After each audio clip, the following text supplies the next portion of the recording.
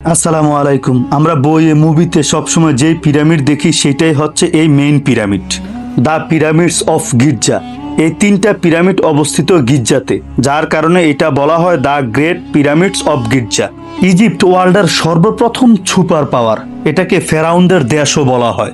আমাদের প্রিয় নবী হজরত মোহাম্মদ সাল্লাল্লাহু আলাইহি সাল্লাম বলেছিলেন, তোমরা মুসলিমরা একদিন ইজিপ্ট অবশ্যই দখল করবে, কিন্তু তোমরা তাদের সাথে ভালো ব্যবহার করবে, কারণ তারা তোমাদের ভাই।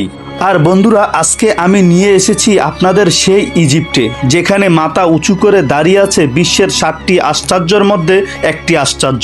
কি আছে এই পিরামিডের ভিতরে, কোথায় আর কিভাবে ছিল ফেরাউনদের লাশ, কেন এই পিরামিড বানানো হয়েছিল, কিভাবে খুব সহজেই পিরামিডে যাবেন, পিরামিডের আশেপাশে কি কি আছে, পিরামিড নিয়ে এখনো হাজারো তথ্য দিব আজকের এই ভিডিওতে, যেটা আপনারা আগে কখনোই জানতেন না। অনেক ইন্টারেস্টিং একটা ভিডিও হবে। সেই পিরামিড দেখতে ওই পিরামিড মিশরের রাজধানী কায়রোর ঠিক পাশে গির্জা নামের একটি জায়গায় অবস্থিত। কায়রো সেন্টার থেকে ট্যাক্সি বা উবারে করে গির্জায় যেতে সময় লাগে 30 থেকে 40 মিনিট। এই গির্জা শহরটা কায়রোর মেন সিটি থেকে অনেকটা ডিফারেন্ট দেখতে। এখানে আসলে আপনারা দেখবেন চারপাশে শুধু ইট আর মরুভূমি রঙের পুরনো বিল্ডিং, আর সেই বিল্ডিং এ ইজিপ্টের আজ পর্যন্ত যত ফেমাস ফেরাউনরা রাজত্ব করেছে তাদের বড় বড় ছবি লাগানো। ছবিগুলো দেখে মনে হয় যেন এখনো ফেরাউনরা রাজত্ব করছে। আপনাদের যেটা বলছিলাম যে এখানে আসলে আপনারা অনেক ধরনের বিপদের মুখে পড়বেন, কারণ ওরা অনেক ধরনের দান্দাবাজি করে থাকে। কোনো প্রকার ইনফরমেশন জানার হলে পুলিশ অথবা সিকিউরিটি গার্ড থেকে জেনে নেবেন, তাহলে আপনার জন্য ভালো হবে। সবাইকে একটাই অনুরোধ করব, যারা আমার চ্যানেলে নতুন, চ্যানেলটা সাবস্ক্রাইব করে দিয়ে বেল আইকনটা ক্লিক করে দিয়ে রাখবেন, যেন নতুন ভিডিওর আপডেটগুলো সবার আগে আপনার এখানে চলে যায়।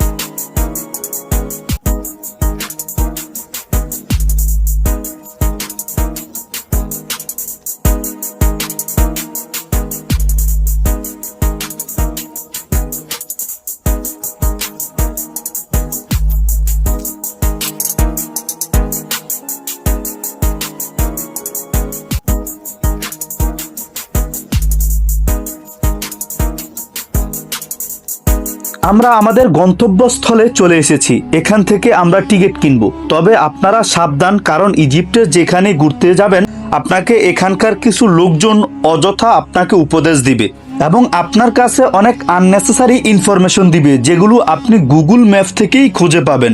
এরপরে আপনার কাছ থেকে অনেক টাকা দাবি করে বসবে। যদি আপনারা একটা গ্রুপ ঘুরতে আসেন, আমি বলবো ইজিপ্টে আসলে অবশ্যই একজন গাইডলাইন্স নিয়ে নেবেন, যেটার কারণে আপনাদের সুবিধা হবে।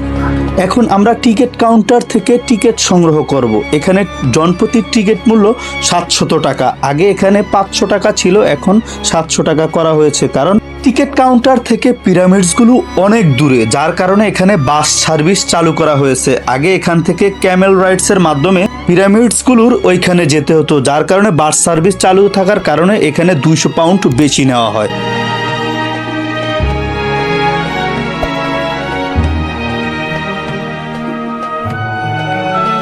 পিরামিডে ঢুকার সাথে সাথে আপনার সবার প্রথম যেটা চোখে পড়বে সেটা হচ্ছে এই স্টিংস। আপনারা দেখতে পারবেন এই স্টিংসের সামনের দিকে মানুষের মাথা আর পিছনের দিকে সিংহের মতো। এটা বিশাল বড় একটা মূর্তি। আপনারা দেখতে পাচ্ছেন যে সামনের দিকে ওর হাত আর পিছনের দিকে ওর লেজ। দূরে পিরামিডটা থাকার কারণে মনে হচ্ছে এটা বোধহয় পিরামিড থেকেও বড়, কিন্তু আসলে না, পিরামিডটা এটার থেকে বড়। কিন্তু দেখেন কত হিউজ একটা মূর্তি ওরা বানাইছে।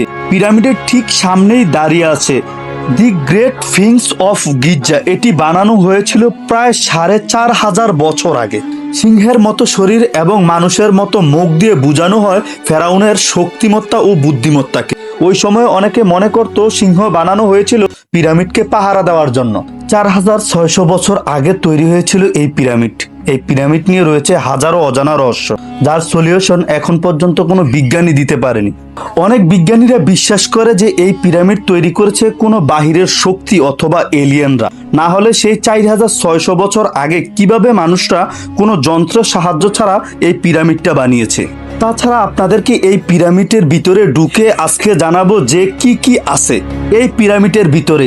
এই পিরামিড যত দূর থেকে দেখছিলাম তত মনে হচ্ছে ছোট, আর যতই কাছে আসতেছি ততই বুঝতে পারছি এই পিরামিডটা আসলে কত বড়। আর এই পিরামিডের প্রতিটা পাথর একজন মানুষের সাইজের থেকেও অনেক বড়। পুরা ইজিপ্টে 138টারও বেশি পিরামিড রয়েছে, এবং আমরা এখন আছি এই সবগুলো পিরামিড থেকে সবচেয়ে বড় পিরামিডের সামনে। এই পিরামিডটা হচ্ছে কিং খুফুর পিরামিড। এটাই হচ্ছে সেই ফুফু পিরামিডের এন্ট্রেন্স, আর এটা দিয়ে আপনি উপরে উঠে একটা গুহা আছে যেটা দিয়ে পিরামিডের ভিতরে ঢুকতে পারবেন। চলুন আপনাদেরকে দেখাই। সেরকম লাগতেছে যেই পিরামিড সপ্তম আশ্চর্যের একটি আশ্চর্য, সেই পিরামিড দিয়ে আমি হেঁটে উপরে উঠতেছি। এটা অবিশ্বাস্যকর ব্যাপার লাগতেছে আমার কাছে। ফুফুর পিরামিডে যাওয়ার এটাই হচ্ছে মেইন এন্ট্রেন্স। বন্ধুরা, আমরা এখন সেই পিরামিডের ভিতরে ঢুকতেছি। আপনারা দেখতেই পারছেন ভিতরে কতটা অন্ধকার।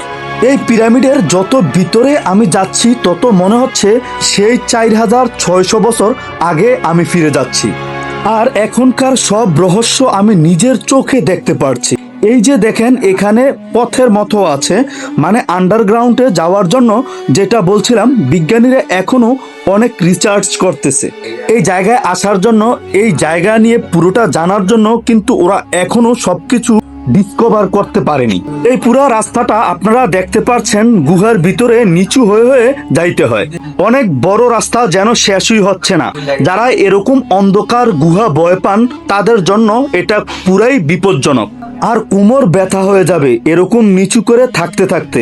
এখান দিয়ে দুইজন মানুষ পাশ কাটিয়ে যেতে কষ্টকর, ভয়ানক এক অবস্থা। অনেকে এখানে অসুস্থ হয়ে যায়, অনেকেরই নিঃশ্বাস বন্ধ হয়ে যায়। এটার উপরে অনেক আরো সরু রাস্তা রয়েছে, এভাবেই আপনার গাড় বাঁকা করে যাইতে হবে। আর এই রাস্তাগুলো খুবই পিছলা, আপনারা যদি একবার পা পিছলে যায় তাহলে বিশাল বড় বিপদ হইতে পারে। আর এই জায়গাটা প্রচুর গরম। টানেলের ভিতরে নরমালি ঠান্ডা থাকে, কিন্তু এই জায়গাটা মনে হচ্ছে দোজখের আগুনে পুড়ে যাচ্ছি আমি। এইটাই সেই পিরামিডের ভিতর। তখনকার মানুষ কোনো যন্ত্রপাতি ইনস্ট্রুমেন্ট ছাড়াই কিভাবে এগুলো বানাইছে এটা আমার মাথায় ঢুকছে না। এখানে প্রচুর গরম, গামায়া শেষ হয়ে যাচ্ছি। তার উপরে এখানে পুরোপুরি অক্সিজেনের অভাব, তাও এত মানুষ কষ্ট করে উঠতেছে। অনেকেই ভয়ে নিচে নেমে যাচ্ছে। সেই 4600 বছর আগের পুরনো ঐতিহ্য এটা। এই যে এই পাথরগুলো সব 4600 বছর আগের পুরনো। এই সিঁড়িগুলো সব 4600 বছর পুরনো। ওই সময়কার ইজিপশিয়ানরা কিভাবে এরকম ভিতরে এত উঁচা পর্যন্ত পিরামিড বানাইছে, আর পিরামিডের ভিতরে রাস্তা বানাইছে। আমাকে পুরাটা রাস্তা মাথা নিচু করে করে আসা লাগছে, এত কষ্ট করে উপরে উঠা লাগতেছে। তারপরও একটা জিনিস আমার কাছে খুব ভালো লাগতেছে, যে আমি একটা নতুন অভিজ্ঞতা অর্জন করেছি। 4600 বছর আগের পুরনো একটা পিরামিড, যেটার মধ্যে আমি প্রবেশ করতে পেরেছি। আমার কাছে অত্যন্ত ভালো লেগেছে।